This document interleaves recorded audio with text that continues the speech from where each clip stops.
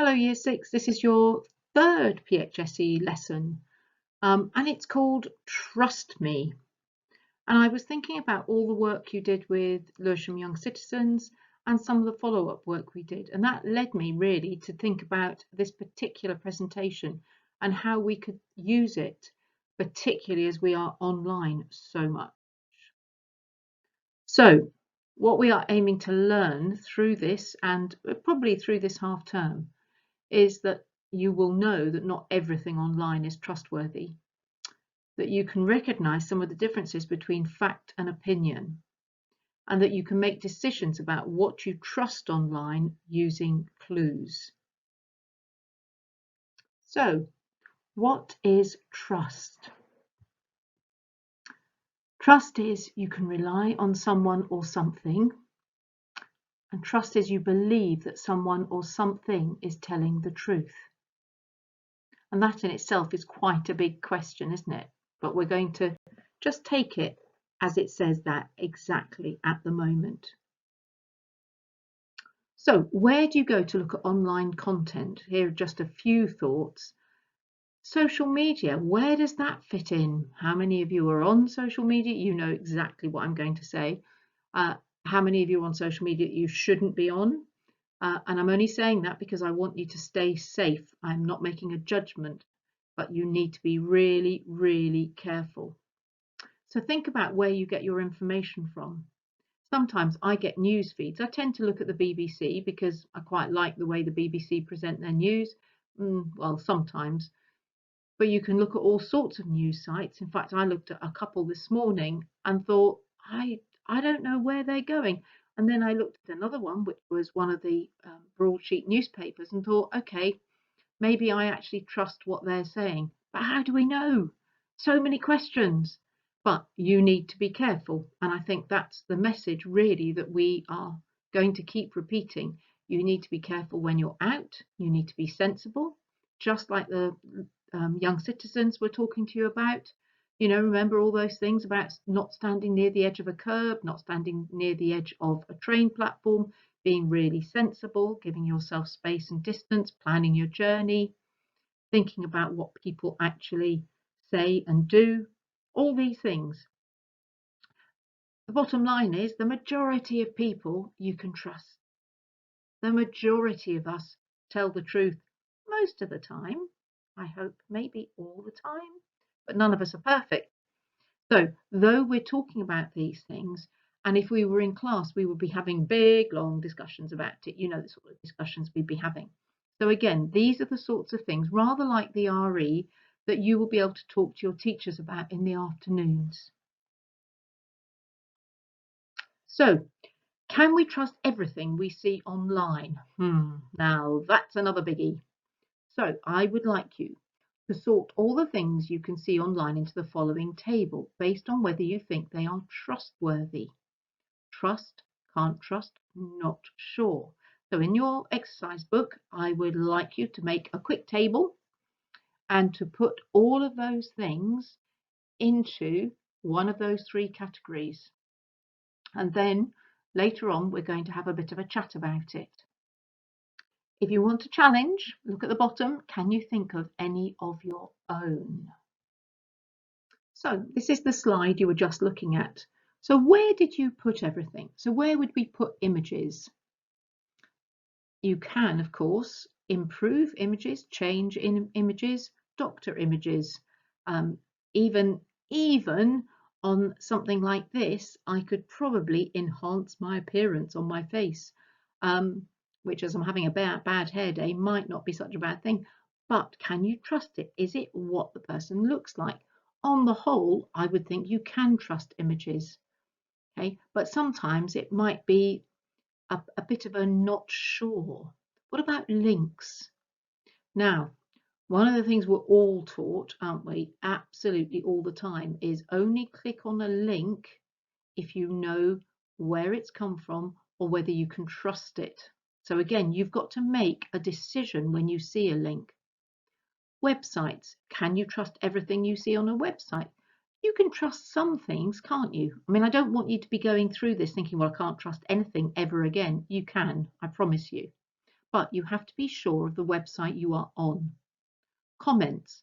Yeah, a comment's fact or opinion. They're opinion, aren't they?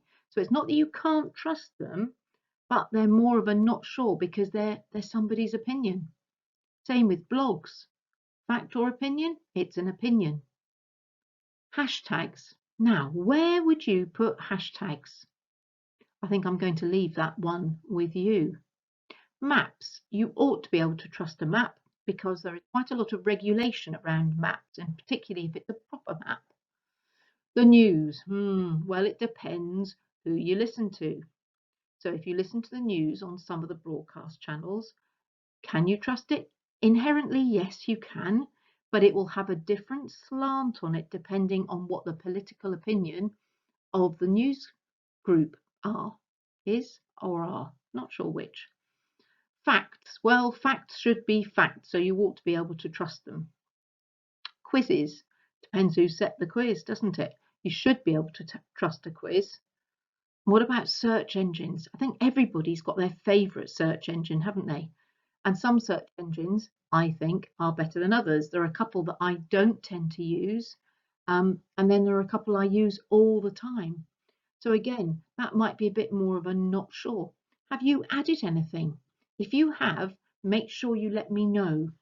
You can always message me.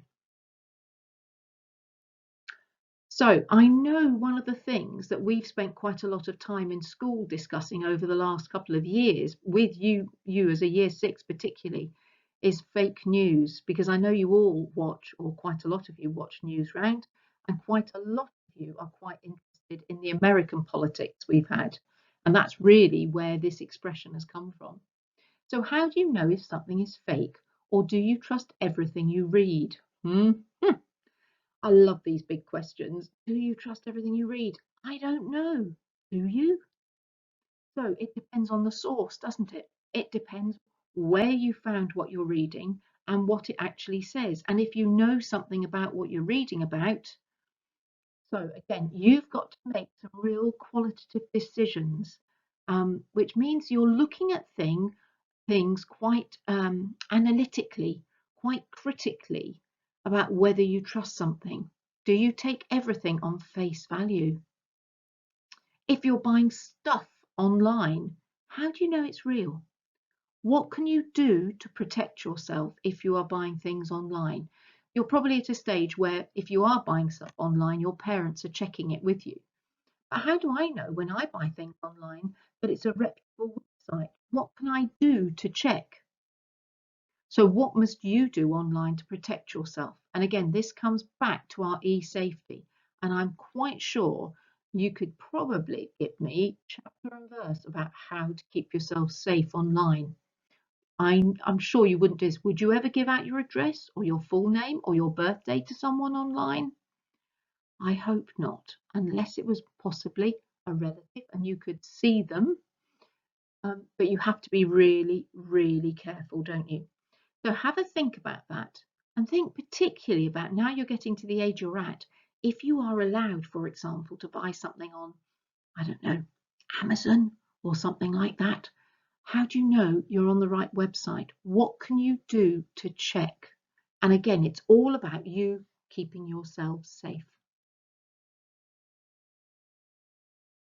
So what are we looking out for?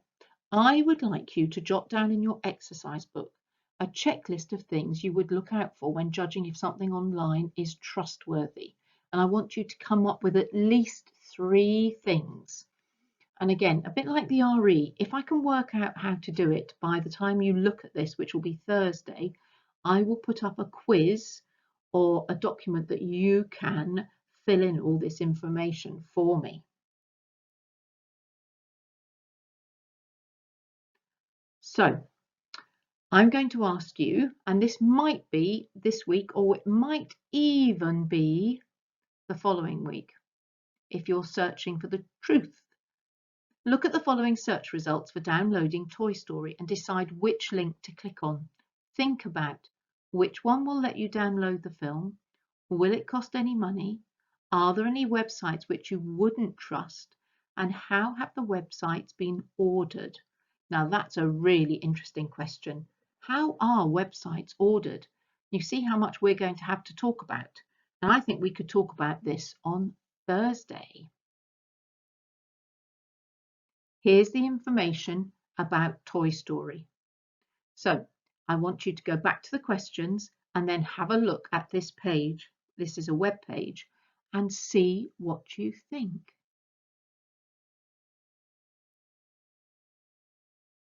So the very end of our lesson will be looking at anything we can add to our checklist to make sure we click on the most reliable search result. So as I said, I will put something on Google Classroom about how you can create a checklist, and then we will compare some of the answers we've got when we get together later in the week. Okay, and again, this just reiterates how we can check what we think we're doing online. So here we go. We can check it on at least 3 different websites. Does it come up the same? Check in a book. You might even have a, like a real book, not even an e-book. And talk to someone about what you found, which is incredibly important. So I want you to have a think now. We've worked our way through this, which will probably, I think, take a couple of weeks of PHSE lessons. Does this mean we can't trust anything online now? And imagine what you're saying. What do you mean? Of course you can, but you have to be careful. And I think with everything online, we are always thinking about all our safeties. Even as adults, we have to think really, really carefully. It's so easy to click on a link that you think is, oh, that looks all right. And you click on it and you find you've gone somewhere that you don't want to go. And when we've looked at clips in class, I've always said, if I haven't managed to watch it before the lesson, if somebody else has created the lesson, I always say, what do we do if something inappropriate or something we don't like comes up? So have that as a bit of a health warning. I hope you've enjoyed doing that. It's quite a lot in this week's lesson to look at. And I will look forward to talking to you about it later in the week. Take care.